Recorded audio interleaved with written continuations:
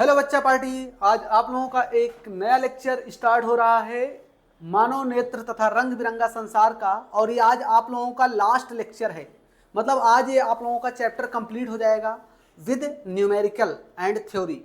ये समझ लीजिए कि लेक्चर जो लास्ट लेक्चर है ये पूरा चैप्टर का पूरा कंप्लीट है। आप कहीं से भी पढ़िए, इससे बाहर कुछ नहीं आने वाला है, ना इससे बाहर कुछ आएगा ही। तो चलिए स्टार्ट करते हैं बच्चों आज का लेक्चर। और आज के लेक्चर में देखते हैं क्या चीज़ है। आज के लेक्चर में हम लोग छोटे छोटे परिभाषाएं पढ़ेंगे और कुछ प्रिज्म के बारे में पढ़ेंगे, फार्मूला के बारे में पढ़ेंगे, उसके बाद उसके न्यूमेरिकल भी कुछ करेंगे। ठीक है, तो चलिए स्टार्ट करते हैं आज का लेक्चर बच्चों। ये आपका पार्ट नंबर 3 है। तो इसमें पहला जो टॉपिक है आपके पास यहाँ पर दिया गया है प्रिज्म। क्या होता है प्रिज्म, पहले ये समझिए। कह रहे हैं कि किसी समांग पारदर्शी माध्यम, समांग मतलब क्या होता है, ऐसा माध्यम जो सभी चीजें एक ही चीज से मिलकर बनी हो। जैसे ये पूरा का पूरा किससे मिलकर बना हुआ है, पूरा का पूरा एक ग्लास से मिलकर बना हुआ है, शीशे से मिलकर बना हुआ है, इसको बोलेंगे हम समांग माध्यम। विसमांग क्या होता है, जिसमें दो या दो से ज्यादा चीजें मिक्स होती है। ठीक है, तो कह रहे हैं कि किसी समांग पारदर्शी माध्यम का वह भाग जो किसी कोण पर झुके हुए दो समतल पृष्ठ, कितने समतल पृष्ठ, दो समतल पृष्ठों के बीच स्थित होता है, प्रिज्म कहलाता है। मतलब देखिए प्रिज्म क्या है, दो समतल पृष्ठ में है और एक इसका ट्रायंगल का शेप है, यानी कि त्रिभुज का शेप है। तो बच्चों ये है प्रिज्म। क्या है, प्रिज्म है। अब बात आती है कि प्रिज्म में जो चीजें ये बता रहे हैं इसका यूज कहीं है, जो चीजें एक्स्ट्रा और बता रहे हैं, नहीं, कोई यूज नहीं है, बस आपको परिभाषाएं याद रखना है। और प्रिज्म आपके सामने ये नजर आ रहा है कि आपका ये प्रिज्म है। ठीक है, अच्छा प्रिज्म में क्या होता है, प्रिज्म में जब व्हाइट लाइट पास कराई जाती है बच्चों, तो व्हाइट लाइट पास कराएंगे, देखिए यहाँ पर अलग अलग कलर निकलेंगे। तो ये कलर जो होता है विबग्योर होता है, VIBGYOR। कितने कलर हो गए, 1 2 3 4 5 6। अच्छा आई मैं भूल गया लिखना, यहाँ पर आई रहेगा। ठीक है, VIBGYOR, ये आपके 7 कलर मिलते हैं बच्चा पार्टी। तो इसको थोड़ा याद रखिएगा, ये कभी आपको जरूरत पड़ सकती है। ठीक है, तो यहाँ पर आपको तरंगदैर्घ्य वगैरह के बारे में जरूरत पड़ेगी अभी न्यूमेरिकल में, तो मैं वहाँ बताऊंगा। लेकिन अभी आपको बस इसका क्या करना है, आपको परिभाषा याद रखना है और ये कलर के बारे में पता होना चाहिए। ठीक है, चलिए आगे आते हैं। अब विचलन कोण क्या होता है बच्चों, विचलन कोण क्या होता है आपको ये बात पता होनी चाहिए। अगर मैं विचलन कोण की बात करूं तो जब कोई लाइट किसी प्रिज्म से निकलती है तो निकलने के बाद वो अपने आगे की तरफ बढ़ा दिया जाए और दूसरी वाली लाइट जब बाहर निकल रही हो तो वहां से पीछे की तरफ बैक कर दिया जाए, तो दोनों जहां कट करती हैं वहीं पर विचलन कोण बनता है। मतलब कुछ ऐसा होता है बच्चों, मैं आपको समझा देता हूं, सिखा देता हूं क्या है विचलन कोण, एक्चुअली क्या है मैं आपको सिखा देता हूं। चलिए प्रिज्म तो पीछे है खैर, लेकिन मैं अलग से इसको मैं आपको सिखा दे रहा हूं। जैसे मान लीजिए आपके पास प्रिज्म है, ये प्रिज्म का कोण A है BC, यानी इसको बोलते हैं एंगल ऑफ प्रिज्म, यानी कि प्रिज्म का कोण। अब मान लीजिए बच्चों यहां से लाइट अगर ऐसे पास होती है, सपोज दैट ये लाइट ऐसे यहां से पास होती है, इससे टकराती है, टकराने के बाद फिर से क्या होती है, थोड़ी देर के लिए स्ट्रेट हो जाती है, जब ये बाहर निकलती है फिर से क्या होती है, बेंड हो जाती है। ठीक है, कुछ कहानी यही है। अगर मैं इसका नेमिंग कर दूं PQR और S, तो बच्चों एक बात समझिएगा, अगर मैं कहूं कि ये लाइट जो जा रही है, ये लाइट इधर जो जा रही है, अगर मैं कहूं कि यहां से मैं नॉर्मल ड्रॉ कर दूं, एक नॉर्मल इधर और एक नॉर्मल इधर, इधर देखिए इधर N1 अगर मैं मान लूं और इधर क्या मैं मान लूं N2, तो यहां पर जो I एंगल बनेगा, I मतलब जो आपका आपतन कोण है I, और यहां पर आपका R बन जाएगा R, और ऐसे इधर जब बाहर निकलेगा तो इधर मैं मान लेता हूं कि इधर जो बनेगा बच्चों वो आपका बनेगा, इधर जो बनेगा आपका वो I डैश बनेगा और इधर आपका बन जाएगा ये R डैश। ठीक है, अब होता क्या है बच्चों, अगर ये बोल दिया जाए कि लाइट जो जा रही थी जो बेंड हो गई, बेंड ना हो, ये थोड़ा आगे ऐसे चली जाए, ऐसे ऐसे, और ये लाइट यहाँ से बेंड जो इधर जा रही है ना, इस तरीके से लाइट इधर जा जाके फिर टकरा के वापस चली जाए ऐसे, तो देखिए जहां यहाँ कट किया ना बच्चों, यही आपका विचलन कोण है जिसको हम डेल्टा से प्रदर्शित करते हैं। तो आपका डेल्टा विचलन कोण है। अल्पतम विचलन कोण को हम किससे प्रदर्शित करते हैं, डेल्टा M से। देखिए बच्चों अल्पतम विचलन कोण, इसको बच्चों हम प्रदर्शित करते हैं डेल्टा एम से। किससे? डेल्टा एम से। फिलहाल आपके डेरिवेशन सिलेबस में है नहीं, तो फॉर्मूला आपको याद रखना है। इसका आपको क्या निकालना है? आपको निकालना है विचलन कोण, और विचलन कोण निकालने के लिए हम एक फॉर्मूला यूज करते हैं स्नेल्स का, n equal to sine I upon sine R, sine I upon sine R. तो वहां से आपको पहले ये पता होना चाहिए कि जो फॉर्मूला यूज होता है n इक्वल टू कौन से नियम से? स्नेल्स के नियम से, स्नेल के नियम या स्नेल का नियम क्या कहता बच्चों? इस चीज को भी समझ लीजिए, क्या पता आपको जरूरत कभी पड़ जाए। n इक्वल टू होता है sine I upon sine R. इस समीकरण को एक बना लीजिए। देखिए वैसे इसकी जरूरत आपको नहीं है, लेकिन मैं सिखा दे रहा हूं करना क्या है। अगर आप कहेंगे कि आपके पास प्रिज्म का कोण a है, विचलन कोण यानी कि अल्पतम विचलन कोण आपका डेल्टा m है, तो इन सबको यूज करके क्या निकालेंगे?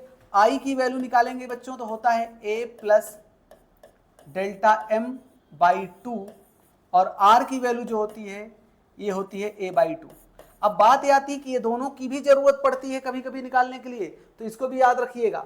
यहां पर रखिए वैल्यू, यहां पर I और R की, तो आपका एक फॉर्मूला बन जाएगा n equals to sine a plus delta m by 2 upon sine a by 2 होता है बच्चों, साइन a बाई 2 होता है। ये फॉर्मूला आपको याद रखना है, ये फॉर्मूला आपको याद रखना है। न्यूमेरिकल के पॉइंट ऑफ व्यू से बहुत ही इंपॉर्टेंट फॉर्मूला है, ये फॉर्मूला आप याद रखिएगा, ठीक है। लेकिन अगर मान लीजिए बच्चों आपसे पूछ लिया जाए, इसी में आगे स्लाइड में न्यूमेरिकल है, ठीक, हाँ, अगर आपसे पूछ लिया जाए यहीं पर कि अगर जो प्रिज्म का कोण है वो 5 डिग्री से कम है, क्या बोल दिया जाए? यदि प्रिज्म कोण ए की वैल्यू 5 डिग्री से कम है, तो बहुत पतला प्रिज्म हो जाएगा। कैसा हो जाएगा? बहुत पतला प्रिज्म हो जाएगा।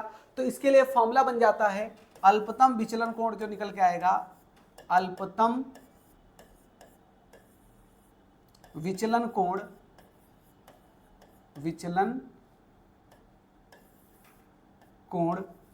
ये जो बनेगा बच्चों, ये आपका बनेगा डेल्टा एम इक्वल टू हो जाएगा n माइनस 1 इंटू ए। ये डायरेक्टली आपको यूज करना है न्यूमेरिकल के पॉइंट ऑफ व्यू से, ठीक है। ये फॉर्मूला भी आप याद रखिएगा। ये दो फॉर्मूले आपके हैं बड़े काम के अल्पतम विचलन कोण से। अब ये क्या होता है, यहाँ पर बताया भी गया था कि आपतित प्रकाश किरण एवं निर्गत प्रकाश किरण की दिशाओं के बीच बना कोण विचलन कोण कहलाता है। इसे किससे प्रदर्शित करते हैं? डेल्टा से। तो यही बच्चों डेल्टा है, ठीक है। यानी आपतित किरण और निर्गत किरण, प्रकाश किरण के बीच, यानी कि आपतित किरण जो गिर रही है किरण और निर्गत जो बाहर जा रही है, इनके बीच में जो कोण बनता है उसी को बोलते हैं विचलन कोण। स्क्रीनशॉट ले लीजिए। आते हैं इसके नेक्स्ट टॉपिक की तरफ। चलिए, अब आपके सामने कुछ न्यूमेरिकल्स हैं। इस न्यूमेरिकल को करेंगे हम और यहां से हम वैल्यू को निकालेंगे, ठीक है।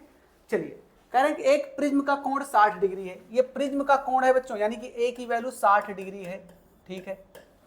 तथा अल्पतम विचलन कोण यानी कि डेल्टा एम दे रखा बच्चों, डेल्टा एम कितना दे रखा? 38 डिग्री। देखिए आपके पास प्रिज्म का कोण 60 डिग्री है, अल्पतम विचलन कोण कितना दे रखा? 38 डिग्री दे रखा है। प्रिज्म के पदार्थ का अपवर्तनांक बताना, यानी एन की वैल्यू बताना बच्चों। और देखिए ये वैल्यू आपको गिवन है, ये यूज करना होगा, अगर जरूरत पड़ेगी तो हम यूज भी करेंगे, ठीक है। चलिए सॉल्व करते हैं। फॉर्मूला होता है N equal to sine A plus delta M by 2 upon sine A by 2, ठीक है। यही तो है भैया। चलिए वैल्यू पुट करते हैं हम। एन इक्वल्स टू साइन ए कितना है भाई?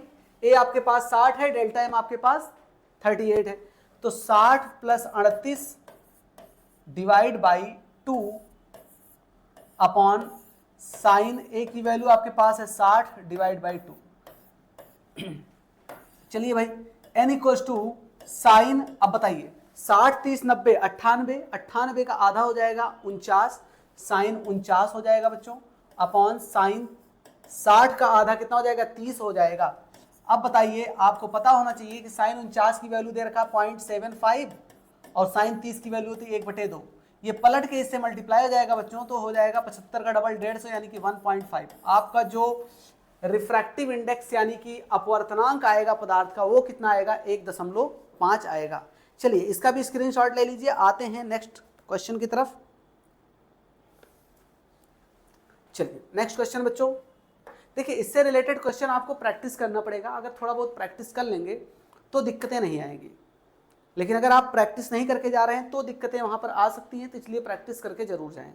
क्वेश्चन क्या कह रहा है, यदि एक पतले प्रिज्म, देखिए पतले प्रिज्म की बात कर दी है बच्चों, जिसका प्रिज्म कोण 10 डिग्री है, यानी कि आपको ए की वैल्यू दे रखा है 10 डिग्री, 10 डिग्री ठीक है, तथा प्रिज्म के पदार्थ का अपवर्तनांक 1.7 है, यानी कि एन की वैल्यू बच्चों कितना है 1.7 है। प्रिज्म के अल्पतम विचलन कोण का मान ज्ञात कीजिए, यानी कि डेल्टा एम।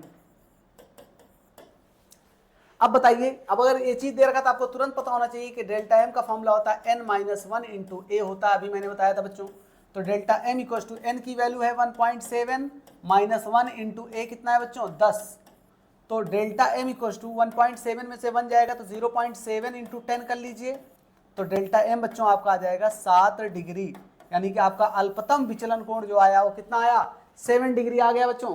चलिए इसका भी स्क्रीनशॉट लीजिए। आते हैं नेक्स्ट क्वेश्चन की तरफ।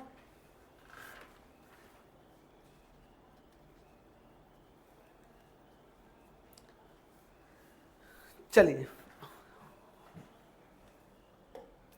अगला टॉपिक आपका है वर्ड विक्षेपण। अब यहां से कुछ थ्योरी पोर्शन है, इसको कवर करेंगे, फिर ये चैप्टर फुल्ली फिनिश हो जाएगा। वर्ड विक्षेपण क्या होता है, वर्ड विक्षेपण, तो वर्ड विक्षेपण पहले समझते हैं बच्चों। क्या होता वर्ड विक्षेपण समझिए, कह रहे श्वेत प्रकाश का अपने अवयवी रंगों की प्रकाश किरणों में विभाजित होना वर्ड विक्षेपण कहलाता है। ऐसा समझिए, मान लीजिए कोई प्रिज्म है, वहां से लाइट टकराई, व्हाइट लाइट टकराई, व्हाइट लाइट जब टकराती है तो जब प्रिज्म से बाहर निकलती है तो अपने 7 अलग अलग कलर में टूट जाती है, उसी को वर्ड विक्षेपण कहते हैं। यही चीज इन्होंने बोला बच्चों कि श्वेत प्रकाश जब अपने अवयवी कलर में टूट जाए, अवयवी प्रकाश किरणों में विभाजित हो जाए, तो इसको क्या बोलते हैं वर्ड विक्षेपण। आई बात समझ में, जिसको हम बोलते हैं इंग्लिश में स्कैटरिंग ऑफ लाइट। ठीक है, चलिए तो वर्ड विक्षेपण समझ में आ गया कि प्रिज्म से लाइट टकराई, व्हाइट लाइट, फिर बाहर निकली 7 अलग अलग कलर में, अलग अलग यानी कि प्रकाश की किरणों का अलग अलग, यानी कि सफेद कलर का अलग अलग कलर में टूटना वर्ड विक्षेपण कहलाता है। अगर सिंपल से इसको लिखें परिभाषा, कुछ अलग डेफिनेशन इसका लिखें कि सफेद प्रकाश का यानी श्वेत प्रकाश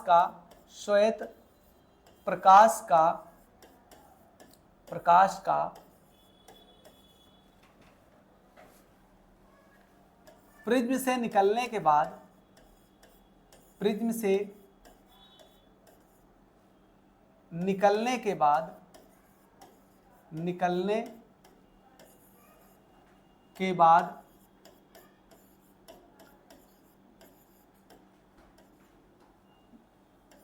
विभिन्न कलर में टूटना, विभिन्न रंगों में टूटना, रंगों में टूटना वर्ड विक्षेपण कहलाता है, वर्ड विक्षेपण कहलाता है बच्चों, वर्ड विक्षेपण कहलाता है। तो मतलब अगर आपको ऊपरी वाला परिभाषा याद करने में दिक्कत हो रही है तो आप इसको भी लिख सकते हैं। ठीक है, वही परिभाषा जो मैंने आपको बोला वही चीज मैंने यहाँ पर लिख दिया। ठीक, अब देखिए इसमें कुछ चीज बताया गया है। कह रहे हैं कि लाल प्रकाश की किरण में विचलन सबसे कम, जो लाल प्रकाश की किरण होती है विचलन सबसे कम होता है, इसीलिए दूर से ही हमको लाल कलर दिखाई पड़ता है। इसीलिए देखो कोई जैसे स्ट्रीट लाइट्स में जैसे जो सिग्नल्स वगैरह होते हैं वो किसके बनाए जाते हैं, लाल कलर के बनाए जाते हैं, क्योंकि उसमें विचलन कम होता है, हमको दूर से ही दिखाई पड़ती है। कह रहे हैं लाल प्रकाश की किरण में विचलन सबसे कम तथा बैगनी प्रकाश की किरण में विचलन सबसे अधिक होता है। याद रखिएगा, लाल कलर में विचलन सबसे कम तथा बैगनी कलर में विचलन सबसे अधिक होता है। ठीक है, चलिए अब आते हैं प्रकाश प्रकीर्णन। प्रकाश का प्रकीर्णन क्या होता है बच्चों, कह रहे हैं कि माध्यम के कणों द्वारा प्रकाश ऊर्जा को अवशोषित कर, मतलब माध्यम के कणों द्वारा प्रकाश ऊर्जा को अवशोषित कर अन्य दिशाओं में पुनः विकृत, देखिए ये विकृत लिखा है, ये विकृत ऐसा होगा, विकृत होगा, विकृत ये ऐसा होना चाहिए। ठीक है, हाँ, विकृत करने की क्रिया को प्रकाश का प्रकीर्णन कहते हैं, प्रकाश का प्रकीर्णन कहते हैं। ठीक है, क्लियर है बातें। तो मतलब कि माध्यम के कणों से प्रकाश ऊर्जा को अवशोषित कर लेना और अवशोषित करने के बाद पुनः दिशाओं में विकृत मतलब प्रकाश की किरणों को क्या कर देना, फैला देना, क्या कहलाता है आपका, प्रकाश का प्रकीर्णन कहलाता है। तो ये हो गया बच्चों आपका प्रकाश का प्रकीर्णन। अच्छा, इसी में अगर मैं आपको बात करूं तो इसी में रेले ने एक नियम दिया था। हाँ, रेले ने यहाँ पर देखिए दिया है, मैंने लिख रखा है।